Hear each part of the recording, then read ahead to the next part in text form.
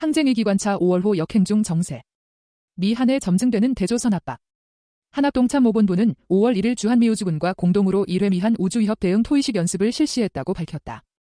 앞서 미한은 지난해 11월 미 워싱턴에서 열린 23회 국방우주정책 실무협의회에서 코리아 반도에서 발생 가능한 우주위협에 대한 공동 대응 필요성에 공감하며 미한연합우주 위협 대응 연습을 실시하기로 합의했다. 이번에 최초로 열린 미한연합우주 위협 대응 연습에는 합참과 각군 담당자, 주한미우주군 외에도 국방부, 외교부, 우주항공청, 항공우주연구원, 천문연구원 등 유관기관의 우주안보 전문가 40여 명이 참가했다.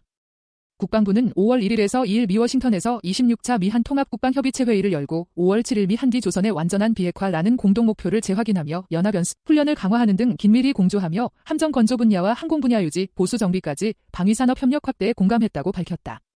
한편 전시작전 통제권 전환과 관련한 사항을 재차 확인했다고 전했다. 4월 18일 공군 8전투비 횡단 소속 KA-1은 야간 모의 사격 연습 중 공중 통제 공격기에서 기총포드 2개와 외장 연료 탱크 2개를 산에 떨어뜨렸다. 다행히 민간 피해는 없었다. 앞서 3월 공군 KF-16 전투기 2대가 경기 포천 일대에서 공대지 폭탄을 오폭해 인명재산 피해를 야기한 지 불과 40여일 만에 조종사과실로 인해 사고가 재발했다. 4월 28일에서 5월 1일 한 해군 이3함대는 한대 종합전투연습을 진행했다. 비슷한 시기 4월 17일에서 5월 2일 미한합동 공중연습 프리덤 플래그가 진행됐다. 국가정보원이 5월 5일에서 9일 나토 북대서양조약기구 사이버방위센터 주간 사이버방어훈련 락드실즈 2025에 참가했다. 이 연습에는 역대 최대인 민관군 47개 기관 소속 전문가 170여 명이 참여한 것으로 알려졌다. 앞서 4월 21일에서 25일 서울 용산에서 북핵 대응 및 척제를 위한 핵재래식 통합 도상연습 아이언메이스 25대1 실시됐다. 6월 캐나다에서 개최될 예정인 G7 정상회의제가 최종 확정되지 않았지만 조선의 암호화폐 해킹 등 사이버 활동이 포함될 가능성이 있다고 블룸버그 통신이 5월 7일 보도했다. 보도는 조선의 암호화폐 해킹 문제 논의 가능성은 조선의 사이버 활동에 대한 전 세계적 우려가 높아졌다는 것을 보여준다고 주장했다.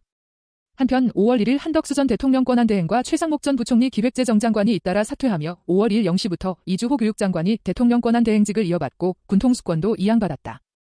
이주호는 대행직 인수 직후 국방장관 직무대행과 합참의장에 각각 전화해 군대비 태세 강화를 지시했다. 5월 2일 국가안전보장회의 모두 발언에서도 북한이 어떠한 도발책동도 획책할 수 없도록 빈틈없는 대비 태세를 유지하기 바란다고 말했다. 한 군통수권자는 지난해 12월 14일 윤석열 탄핵 소추를 시작으로 최근 5개월간 4차례 교체됐다. 5월 3일 파이낸셜 타임스 보도에 따르면 파파로미 인도태평양 사령관은 한 포럼에서 잠수함과 우주 분야에서 미가 중에 핵심적인 우위를 점하고 있지만 중위 군함을 포함한 무기체계를 미보다 훨씬 빠른 속도로 생산하고 있고 미가 연간 1.8척의 군함을 생산하는 데 비해 중은 연간 6척을 건조한다고 경고했다. 파파로는 대만 주변에서 중국군이 대만의 영토 일부를 점령하는 것에서부터 해상봉쇄 등 다양한 훈련을 하고 있고 중군함이 지난 2월 호주 남동부 해역에서 실사격 훈련을 벌였다는 사실을 언급. 중이 전 세계적 군사세력으로 진화하고 있다고 평가했다. 앞서 4월 20일 미 인도태평양 사령부에 따르면 미비원 비전략 폭격기가 미 텍사스 다이스 공군기지를 떠나 4월 15일 이라오모리 현미사와 미군 기지에 배치됐고 조종사 지원 장비 인력도 동반됐다.